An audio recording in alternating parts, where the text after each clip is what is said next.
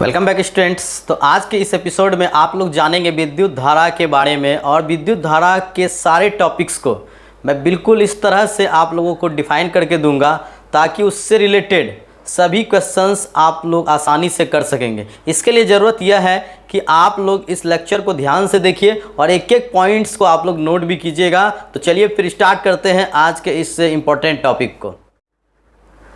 Students, आज का जो हमारा टॉपिक है वो है इलेक्ट्रिक करंट यानी कि विद्युत धारा।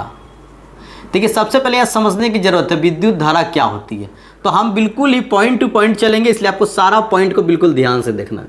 सबसे पहले हम लोग समझते हैं कि जो भी परमाणु होता है, परमाणु 3 कण से मिलकर बनता है जिसको हम लोग बोलते हैं इलेक्ट्रॉन, प्रोटॉन, न्यूट्रॉन। इलेक्ट्रॉन पर ऋण आवेश, प्रोटॉन पर धन आवेश और न्यूट्रॉन चार्जलेस होता है यानी कि इस पर कोई भी आवेश नहीं होता है। जब हम किसी चीज़ में घर्षण पैदा करते हैं यानी रगड़ते हैं या उसमें गति पैदा करते हैं तो उससे क्या होता है कि अचानक से इलेक्ट्रॉन या प्रोटॉन जो होते हैं ये गतिशील होते हैं और इस पर आवेश उत्पन्न होता है। यानी आवेश क्या है कि जो आपके कणों में जब गति आती है तो इससे आवेश उत्पन्न होता है और यह आवेश जब प्रवाह होता है, इस आवेश के प्रवाह को ही हम धारा कहते हैं। देखिए, जब हम किसी भी जो चार्ज लेस है यानी कि जो पूरी तरह आवेशहीन चीज़ है, लेकिन जब उसको हम गति में लाएंगे तो उसके अंदर से आवेश का गति शुरू हो जाता है। इसलिए हम लोग आवेश के प्रवाह को क्या कहते हैं? विद्युत धारा। आवेश के प्रवाह को विद्युत धारा कहा जाता है। देखिए, आवेश जो होता है इसको हम लोग जनरली Q से सूचित करते हैं और विद्युत धारा को हम लोग I से सूचित करते हैं। अब यहाँ पर आप लोग को ये समझना है कि आवेश का प्रवाह होगा तो आवेश के प्रवाह होने का कोई मात्रा तो जरूर होगा। मान लेते हैं कि एक समय, जैसे मान लेते हैं T सेकेंड में, अगर T सेकेंड में Q कुलम, आवेश का मात्रा कुलम हो जाता है।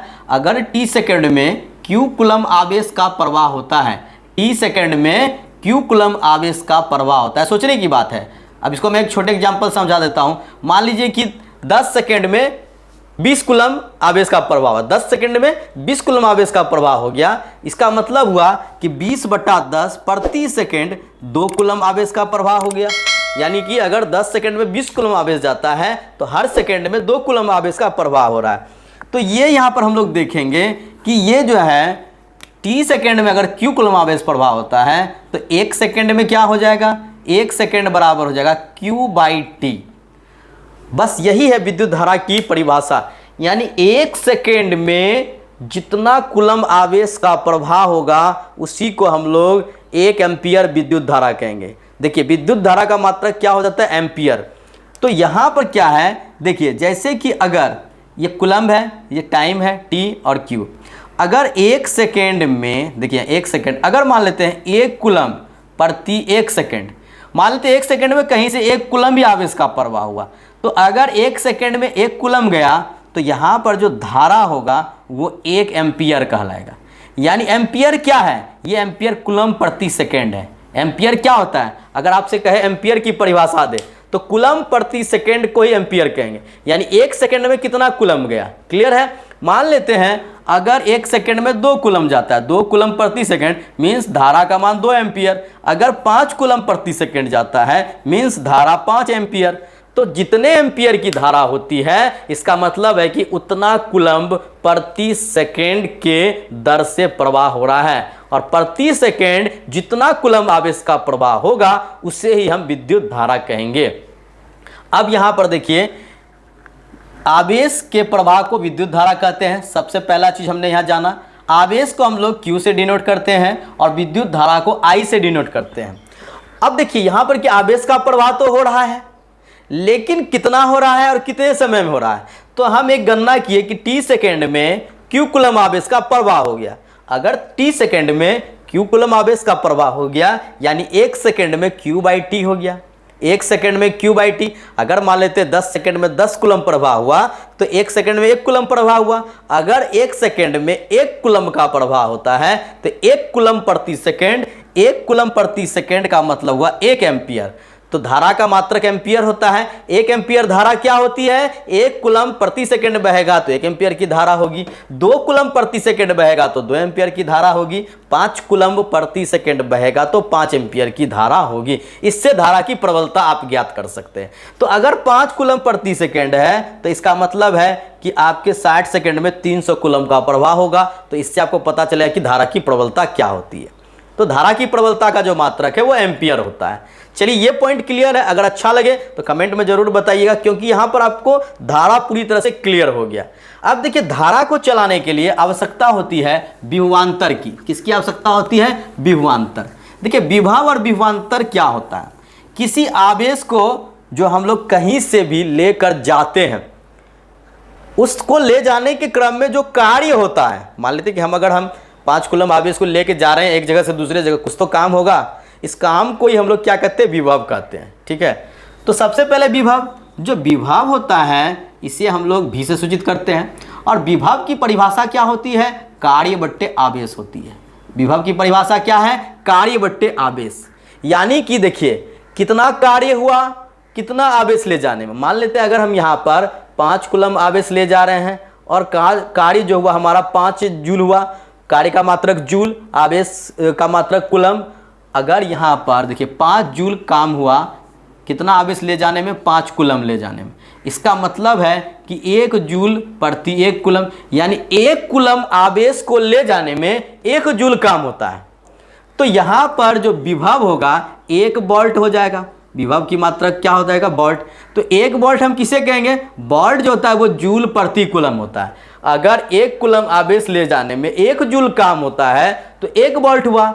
और अगर 2 जूल प्रति कूलम लगता है, 1 कूलम ले जाने में अगर 2 जूल काम हो गया तो यहां पर हम बोलेंगे कि 2 वोल्ट का धारा है। इसी प्रकार देखिए, आप देखते हैं कि 220 वोल्ट, तो 220 वोल्ट क्या होता है?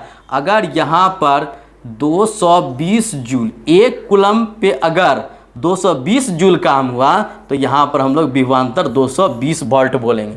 यानी 220 वोल्ट विभवांतर का मतलब होता है कि 1 कूलम आवेश ले जाने में 220 जूल का काम होता है। तो जूल प्रति कूलम वोल्ट के बराबर होता है। देखिए, अभी आपने पढ़ा कि जो एम्पियर होता है, एम्पियर किसके बराबर होता है? कूलम्ब प्रति सेकंड के बराबर। देखिए, ऐसा क्वेश्चन आपको ग्रुप डी एग्जाम में पूछा जा रहा है और ये सब चीज़ बहुत जानने की बात है। इसको आप लोग को डीपली जानना होगा, तब आप इसे कभी नहीं भूलेंगे। और वोल्ट जो होता है, वोल्ट जूल प्रति कूलम्ब होता है। यानी देखिए, यहाँ 1 कूलम ले जाने में कितना समय लगा, या 1 सेकंड में कितना कूलम गया, और यहाँ 1 कूलम जो है आपका ले जाने में कितना काम हुआ, तो जूल प्रति कूलम, जूल प्रति कूलम, 1 कूलम में कितना जूल कार्य हुआ, उसको हम लोग 1 वोल्ट बोलेंगे। तो इसे हम लोग विभव जो होता है उससे हम लोग लिखते हैं कार्य बट्टा आवेश। और अब इसको हम लोग अगर फॉर्मूला के रूप में दे देंगे तो यहाँ पर विभव बराबर भी, कार्य का हम लोग डिनोट करते हैं वर्क W से, और आवेश को हम लोग Q से करते हैं। तो V इक्वल टू W/Q। अब देखिए, V का मात्रक हो गया वोल्ट, इसे भी छोटी v से सूचित करते हैं। वर्क यानी जूल, और प्रति आवेश कूलम यानी जूल प्रति कूलम वोल्ट के बराबर हो गया। अब आप सोचेंगे विभव और विभवांतर क्या होता है? तो देखिए, विभव क्या होता है कि अनंत से जब हम लाते हैं, जहाँ पर बहुत बड़े मात्रा में प्रोडक्शन हो रहा है, अनंत से लाते हैं, और अनंत से लाने के बाद उसको एक बिंदु से हम दूसरे बिंदु तक पहुँचाते हैं। तो जब अनंत से लाते हैं तो वहाँ पर बहुत बड़ी मात्रा है, उसे कहेंगे विभव। लेकिन जब एक बिंदु से दूसरे बिंदु तक जब हम उसको टुकड़ों में बांट देते हैं तो वो विभव का अंतर होता है, इसे हम लोग विभवांतर कहते हैं। विभव विभवांतर दोनों एक ही चीज होते हैं, दोनों का मात्रक वोल्ट ही होता है, परिणाम में ये बड़ा छोटा होता है। विभवांतर छोटे छोटे रूप में कार्य करता है, जबकि विभव बड़े रूप में कार्य करता है। उम्मीद है कि इस चीज से आप लोग काफी कुछ सीख लिए होंगे। अब आपने यहाँ पर समझ लिया विभव विभवांतर। अब देखिए, जब हम लोग विभव विभवांतर क्या होता है, ये जितना ज़्यादा कार्य करेगा धारा का प्रवाह उतना तेज होगा। यानी कि विभवांतर जो होता है एक ऐसा प्रेशर क्रिएट करता है जिससे कि धारा का प्रवाह तेज या कम होता है। जहाँ पर विभवांतर अधिक होगा धारा का प्रवाह तेज होगा, जहाँ विभवांतर कम बनेगा वहाँ धारा का प्रवाह भी कम होगा। तो ये ओम का नियम कहता है कि जो विभवांतर होता है वो भी समानुपाती, प्रोपोर्शनल टू आई। भी जो होता है यानी कि विभवांतर वो धारा के समानुपाती होता है। कहने का मतलब होता है कि अगर विभवांतर का मान बढ़ेगा तो धारा का भी मान बढ़ेगा, भी समानुपाती आई। अगर विभवांतर का मान बढ़ेगा तो धारा का भी मान बढ़ेगा, ठीक है। और इसी प्रकार से देखिए ओम क्या कहता है, इसमें ओम का नियम बन जाता है। अब आपसे पूछा जाए कि ओम का नियम क्या होता है, ओम के नियम का सूत्र क्या है, तो ओम का नियम क्या होता है पहले इसको समझ लीजिए। तो ओम का नियम क्या होता है कि जब भी अगर चालक का ताप नहीं बदले, चालक मीन्स कंडक्टर जिससे होकर धारा बहता है, यदि चालक का ताप नहीं बदले तो चालक से प्रवाहित होने वाली जो धारा होती है वो विभवांतर के समानुपाती होती है। यानी कि यहाँ पर हम लोग इसे ओम के नियम के हिसाब से हम लोग लिखते हैं, ये जो धारा होती है ये किसके समानुपाती होती है, वोल्टेज यानी विभवांतर के समानुपाती होती है। तो आई समानुपाती भी, लेकिन देखिए आई बराबर क्या होता है, भी बट्टे आर होता है। अब ये आर का क्या मामला है इसको भी समझ लेंगे। आई बराबर भी बट्टे आर क्यों, देखिए आई समानुपाती भी है, मीन्स धारा जो होता है वो विभवांतर के समानुपाती है, लेकिन धारा विभवांतर के बराबर नहीं होता है। समानुपाती कहने का मतलब है कि अगर हम विभवांतर को बढ़ाते हैं तो धारा का भी मान बढ़ेगा, अगर हम विभवांतर का मान घटाएंगे तो धारा का मान बढ़ेगा। इसका मतलब ये नहीं कि दोनों बराबर हैं। देखिए यहाँ पर क्या होता है, ये सब चीज़ आपके चालक के ऊपर डिपेंड करता है। अगर आपका अच्छा चालक है तो क्या होता है कि ज़्यादा मात्रा में धारा का प्रवाह होगा, लेकिन अगर चालक अगर अच्छा पदार्थ का नहीं है तो उसका प्रतिरोध, ये देखिए आर प्रतिरोध है, अगर चालक तार अच्छे पदार्थ का नहीं तो उसका प्रतिरोध ज़्यादा होगा, और जब भी प्रतिरोध ज़्यादा होगा तो V बाई आर, जब प्रतिरोध ज़्यादा होगा तो वो क्या करेगा, विभवांतर के मान को घटाएगा, और जब विभवांतर का मान घटेगा तो धारा का भी मान घटेगा। तो ये प्रतिरोध पे डिपेंड करता है कि ये कितना समानुपाती होगा, कितना बराबर होगा। यहाँ पर आर को हम लोग क्या बोलेंगे, प्रतिरोध बोलेंगे। प्रतिरोध क्या होता है, प्रतिरोध चालक पदार्थ का एक ऐसा गुण होता है जो इसमें प्रवाहित होने वाली, इसके अंदर से जो धारा प्रवाहित होता है इससे प्रवाहित होने वाली धारा का विरोध करता है। क्या करता है, विरोध करता है। इसी को हम लोग प्रतिरोध करते हैं। अगर प्रतिरोध ज़्यादा होगा तो धारा का मान घटेगा, क्योंकि धारा का प्रवाह कम होगा, V बाई आर। जितना आर का मान बढ़ता चला जाएगा तो V का मान घटता चला जाएगा, और जब V का मान घटेगा तो धारा का मान ऑटोमेटिक घटता चला जाएगा। तो यहाँ पर I समानुपाती भी तो जरूर है, लेकिन साथ में आर पर भी निर्भर करता है कि अगर प्रतिरोध ज़्यादा है तो ये बढ़ेगा, लेकिन कम मात्रा में। तो प्रतिरोध का मात्रक जो होता है वो होता है ओम, क्योंकि इससे ओम का नियम, ओम ने इस चीज़ को बतलाया। तो यहाँ पर हम लोग जो है साइमन ओम, सर साइमन ओम जो थे वो एक फिजिशियन थे, और उन्होंने जो नियम दिया था ओम का नियम, उसी के सम्मान में हम लोग प्रतिरोध का ऐसा ही मात्रक ओम रखते, इससे हम लोग ऐसे डिनोट करते हो, प्रतिरोध का ऐसा ही मात्रक ओम होता है। क्लियर है। तो यहाँ पर देखिए ओम के नियम से जो आई है equal to V by R है, तो यहाँ पर अगर हम लोग क्रॉस मल्टीप्लिकेशन कर दें तो V equal to I R हो जाता है, और इससे अगर हम लोग R का मान निकालेंगे तो R जो होता है वो V और I का अनुपात हो जाता है। R इक्वल टू क्या होता है हमारा, V बाई आई होता है। R क्या होता है, V by I. R equal to हमेशा होता है V बट्टा आई होता है।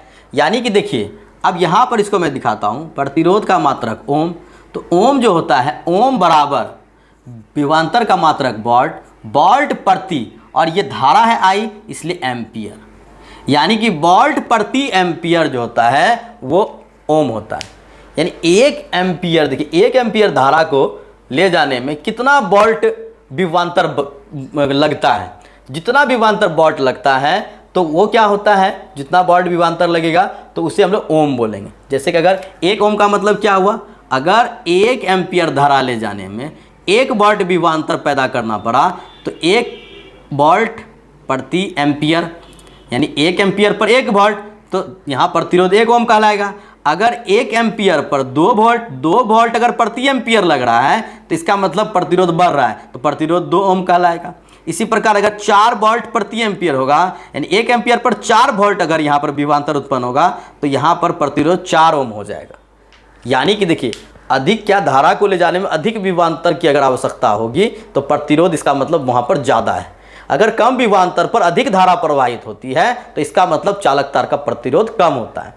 तो समझ गए होंगे। तो ओम का नियम क्या कहता है कि अगर चालक तार का जो ताप नहीं बदले तो धारा जो होता है वो विभवांतर के समानुपाती होता है। इसे हम लोग ओम का नियम कहते हैं, I प्रोपोर्शनल टू V। लेकिन I बराबर क्या होता है, V बाई आर होता है। यहाँ R क्या है, प्रतिरोध है। अगर प्रतिरोध का मान बढ़ेगा तो धारा का मान, विभवांतर का मान घटेगा। ठीक है। तो प्रतिरोध जो होता है वो चालक पदार्थ का एक गुण है जो कि धारा प्रवाह का विरोध करता है। और प्रतिरोध का मात्रक ओम होता है, तो ओम जो होता है वो वोल्ट प्रति एम्पियर होता है। तो हम लोग यहाँ पर आज कुल 3 चीज़ सीखे हैं। सबसे पहला जो एम्पियर होता है, एम्पियर क्या होता है, कूलम प्रति सेकेंड होता है। इसके बाद हमारा जो वोल्ट होता है वो जूल प्रति कूलम होता है, और ओम जो होता है यानी कि प्रतिरोध का मात्रक वो वोल्ट प्रति एम्पियर होता है। अब देखिए इसमें से आपका बहुत सारा इंपॉर्टेंट क्वेश्चन बन रहा है, ऐसे क्वेश्चंस पूछे जाते हैं। एम्पियर किसके बराबर है, कूलम प्रति सेकंड के। वोल्ट किसके बराबर है, जूल प्रति कूलम के। और ओम किसके बराबर है, तो वो है आपके वोल्ट प्रति एम्पियर के। उम्मीद करता हूं कि इस वीडियो में आपको बहुत सारे सूत्र, ऑब्जेक्टिव और बहुत सारे कंसेप्ट क्लियर हुए होंगे।